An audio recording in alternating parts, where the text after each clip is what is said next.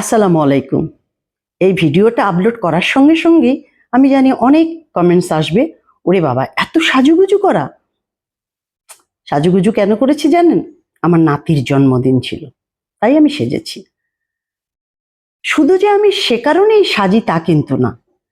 আমি এই সাজুগুজু নিয়ে একাকী মাদেরকে কয়েকটি টিপস দিতে চাই। আমার যখন খুব মন খারাপ হতো, যখন আমি অনেক বয়স কম ছিল, আমার যুদ্ধটা যখন অনেক কঠিন ছিল, তখন আমার মন খারাপ হলে আমি কি করতাম জানেন?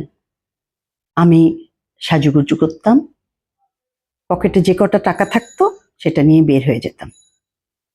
সব থেকে ভালো ড্রেসটা পরতাম, সব থেকে সুন্দর করে সাজতাম,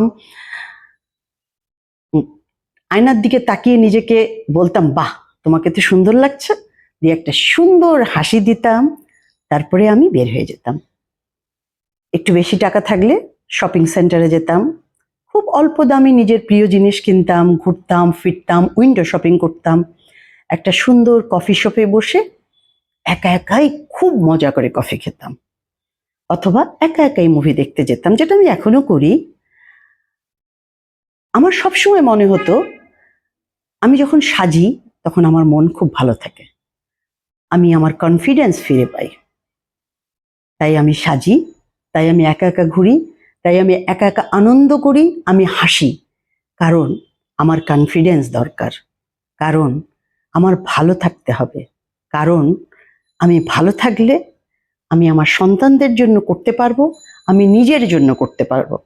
তাই কে কি বলল আমার কিচ্ছু আসে যায় না, কারণ একাকী মাদের চারিদিকে শুধু দোষ।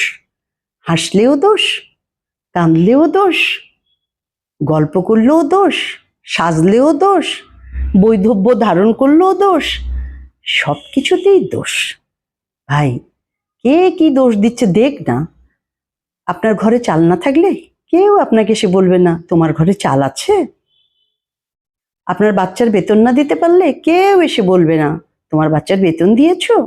সুতরাং কে কি বললো কানে নিবেন না, বরং হাসবেন, আনন্দ করবেন, সাজবেন, কম দামি কাপড় হোক, সুন্দর সুন্দর কাপড় পরবেন, ড্রেস পরবেন, নিজের মতো করে টং ঘরে বসে চা খান, আর ভালো কফি হাউসে বসে চা খাবেন। নিজেকে ভালো রাখবেন, কারণ আপনি ভালো থাকলে আপনি আপনার সন্তানদের ভালো রাখতে পারবেন। আপনি ভালো থাকলে আপনি আপনার সন্তানদের জন্য কিছু করতে পারবেন। সুতরাং আপনাকেই ভালো থাকতে হবে, তাই নিজের ভালো লাগাটা নিজেকেই খুঁজে নিতে হবে। সবাই ভালো থাকবেন এবং খুব ভালো থাকবেন, ভালো থাকার চেষ্টা করবেন। আল্লাহ হাফিজ।